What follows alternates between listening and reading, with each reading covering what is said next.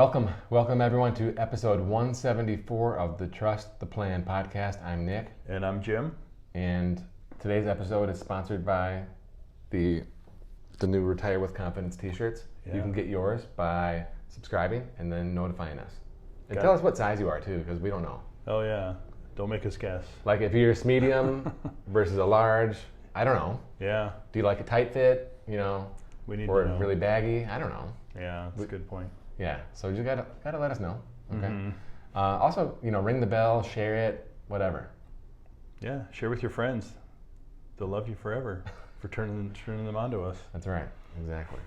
Okay, so today we're post spring break, right? Mm-hmm. Post March Madness. Disappointing March Madness. I didn't print a bracket this year. We don't even need to know the results of March Madness. We know it was disappointing. Yeah, it was disappointing in hindsight. I don't know. Do you think Michigan State has a chance? They've gone far as I think they'll go.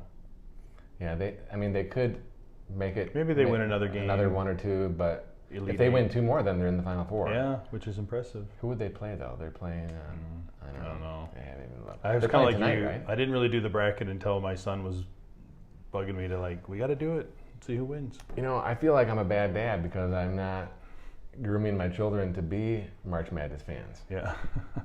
I'm like a fair weather fan. Yeah, you're only of Michigan. So were your kids all into the NIT this year? Not really. It's hard to get excited. It's really disappointing when you're winning so many games by 7 points with 1 minute left and you lose them all. You just can't win one. Yeah, it's ridiculous. I don't Really know what the is. deal is. I don't know if it's just like coaching or Mm-hmm. bad luck or lack of backbone. I don't know. Yeah. So Either way, it wasn't their year, right? it wasn't. No. So what are we talking about today?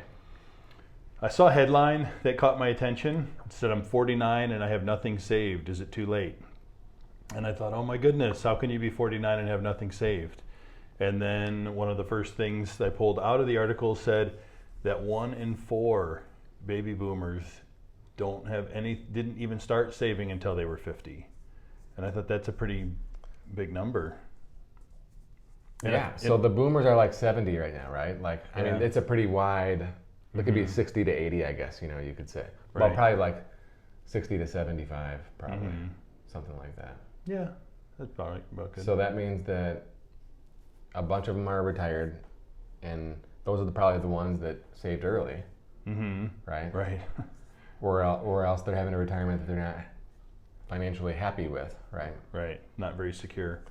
Those are bad stats.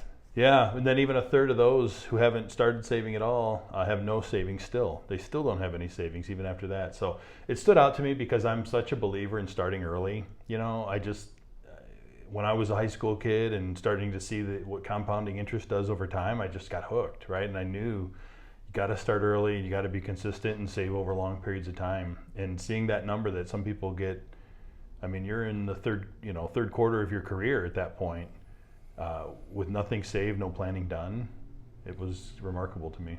So using the sports analogy, if you're in the third quarter with nothing, I can tell you right now, you don't even have to be a CFP.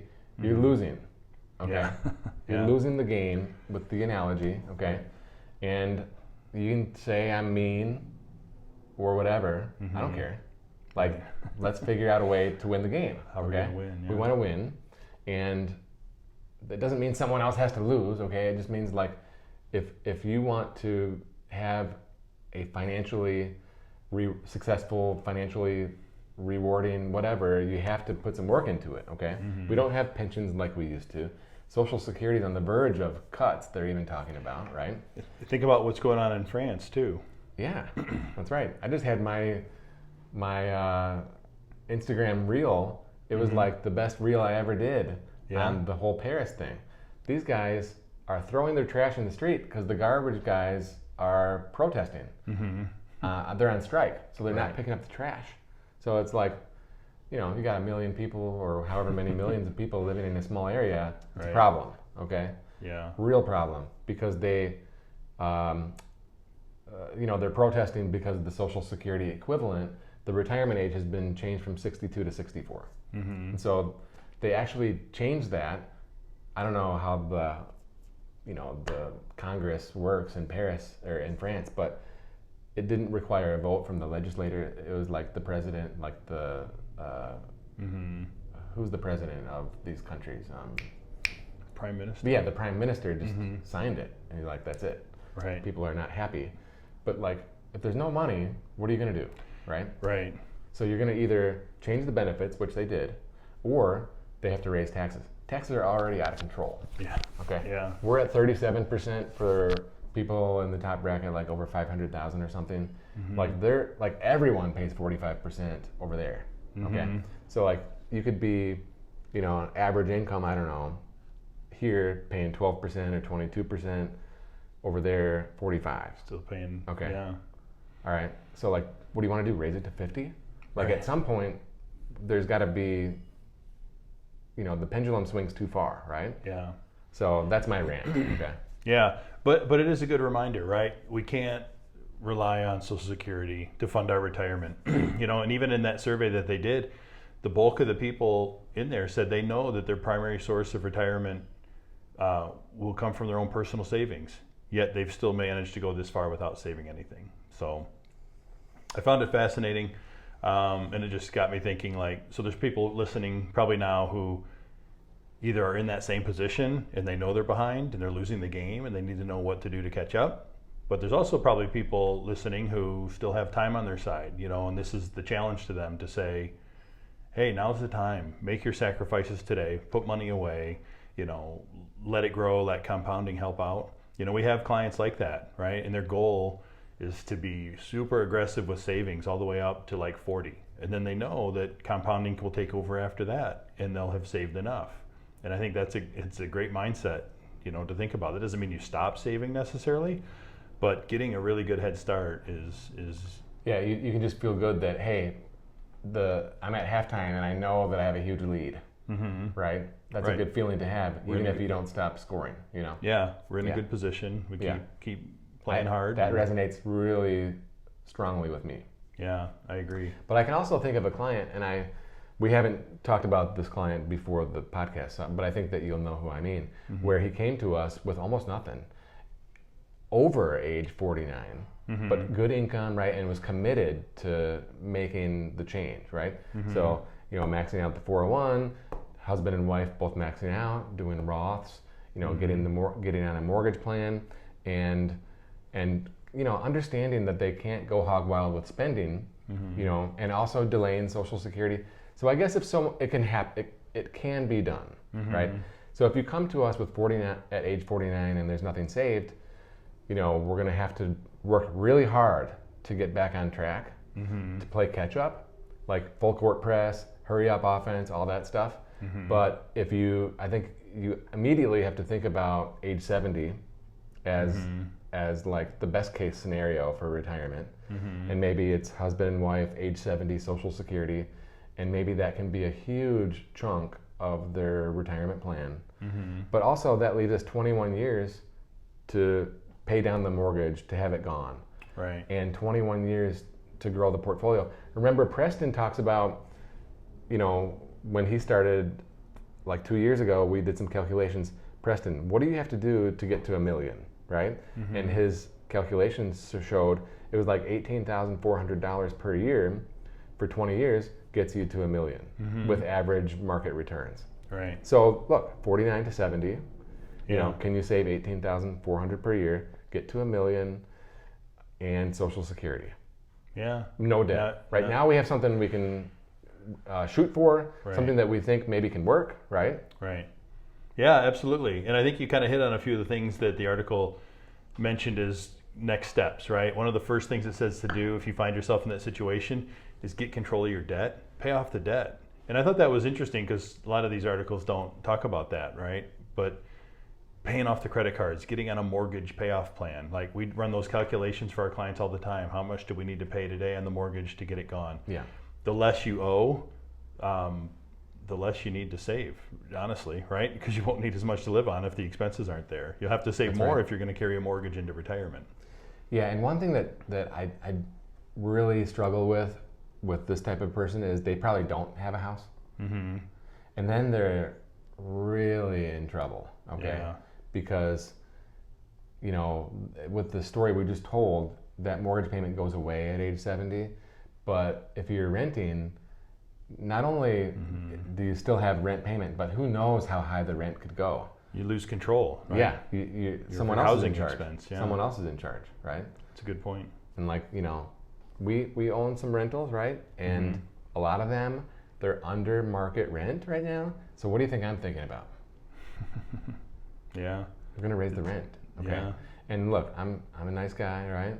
So it's like $25 increase per month per year. But you got to start moving in that direction. Yeah. It's like there's a lot of people that came in a few years ago at $9.95, right? Well, now $9.95 is like, you go through, Build Back Better to $1,200, right? So now they're at, $10.20. Right. Well, $1,200 is going to take a few years to get to, but I'm going to get them there. Yeah. Okay. Start moving that direction. Yes. Yeah. Yeah. Absolutely. The other thing is making sure you're saving. We can talk about saving, but are you saving to the right places? Are you taking advantage of company matches in the 401k? Are you taking advantage of the catch-up provisions through the 401ks and the IRAs and the Roth IRAs? Once you're over 50, you have the ability to contribute more and save more. So it will require sacrifice, but that's the other way to speed up the process of saving as much as you can, is making sure you're really maxing out, right? Not just maxing to get the company match, but you're getting up to the IRS maximum contribution, which is $22,500 this year on a 401, plus the catch up for people who are over 50, which is another $6,500. So you can do as much as $30,000 a year. 30. If there's a husband and wife, spouse, now we're up to 60, right? So we can really start making fast progress. Yeah. The other thing I want to say here is, we might have the intention for these guys to work till 70, but what if they get downsized? Yeah. What if there's a disability? What if there's an illness, an injury? What if, there's something that prohibits us from working till 70? Then, it really falls apart.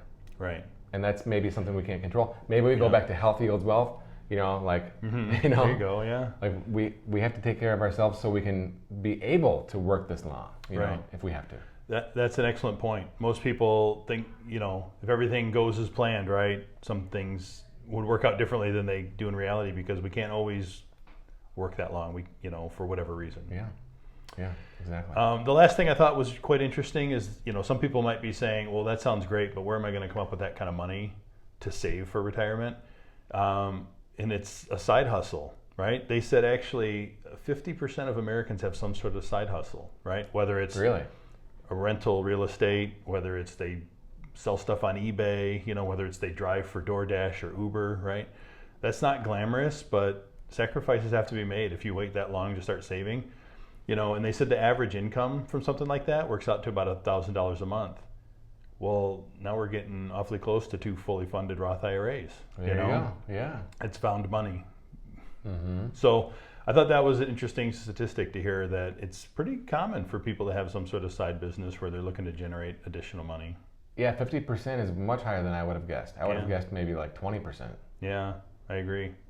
But you're going to count my rental real estate as me being part of the side hustle? Doesn't feel like it's a side hustle, you know? It's just like I bought myself a pension, or I should say the tenants bought myself a pension. Right. Right? Yeah. So I guess it is, but we could have easily invested in a real estate fund with the money, but then it would be a lot less because the leverage, right? You come into the rental with the leverage, the tenant's paid off, you control more property faster using the leverage. So I'll give it to you. It's true. But so looking at, other ways to generate some money that you can save, not that you can spend on something else, but so that you can save and get yourself ahead. All right, so let us help you not be this guy, 49. Don't be 49 with nothing saved. Yeah. Take us out. If you have questions, if you need a second opinion, if you find yourself in that situation where you need some help and you need to make some fast progress, reach out to us at peakwm.com. You can book online. We're happy to have a conversation, give a second opinion, and help get you on track. Until next time, we'll see you.